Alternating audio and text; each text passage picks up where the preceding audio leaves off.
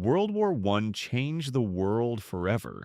It claimed millions of lives, destroyed entire empires, and redrew the map of Europe. But the most surprising thing is that this catastrophe began with a single event that, at first glance, might not have seemed so significant. To understand how the war started, we need to go back to the early 20th century. At that time, Europe was divided into two major military alliances. On one side stood Germany and Austria-Hungary. On the other were Russia, France, and Great Britain. Tensions between these countries were growing. They expanded their armies, built new warships, and prepared for a possible conflict. The situation was especially complicated in the Balkans. The region was often called the powder keg of Europe. Major powers competed for influence there, while nationalist movements sought independence. Austria-Hungary controlled many different peoples, and many of them wanted to create their own states.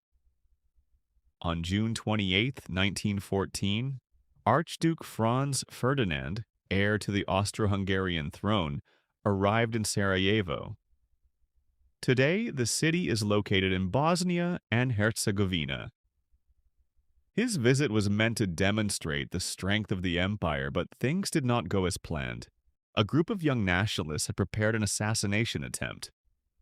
That morning, Franz Ferdinand's motorcade moved through the streets of Sarajevo. One of the conspirators threw a bomb at the vehicle, but missed. It seemed as though the plot had failed. However, something incredible happened later. After the official events, the driver of Franz Ferdinand's car took a wrong turn. As the vehicle stopped to reverse, it came to a halt directly in front of one of the conspirators, a 19-year-old named Gavrilo Princip. He did not hesitate. Approaching the car, Princip fired at Franz Ferdinand and his wife Sophie. Both suffered fatal wounds. Within minutes, they were dead. News of the assassination quickly spread across Europe. Austria-Hungary blamed Serbia for supporting the terrorists and issued a harsh ultimatum. Serbia accepted most of the demands, but that was not enough. On July 28, 1914, Austria-Hungary declared war on Serbia. At first, it looked like a local conflict between two countries, but soon the alliance system came into play. Russia considered itself the protector of Slavic peoples and began mobilizing its army to support Serbia. Germany, an ally of Austria-Hungary, demanded that Russia stop its mobilization. When Russia refused, Germany declared war on Russia. A few days later, Germany declared war on France, Russia's ally. To defeat France quickly, the German military decided to invade through neutral Belgium.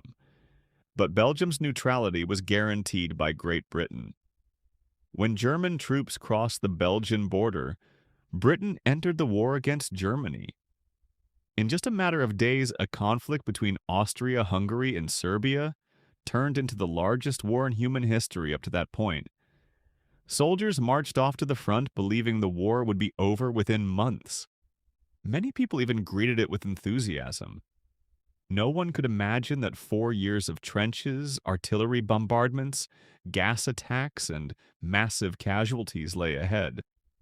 The war quickly became a brutal war of attrition. On the Western Front, armies dug extensive trench systems stretching for miles. Offensives often gained only a few hundred meters of territory at the cost of thousands of lives. When the war ended in 1918, the world was never the same again. The Russian, German, Ottoman, and Austro-Hungarian empires collapsed. More than 15 million people had died. Millions more were wounded or left homeless. But perhaps the most astonishing fact is that the chain of events leading to this global catastrophe began with a single gunshot on a street in Sarajevo. One wrong turn, one man with a pistol, and one moment that changed the course of world history forever.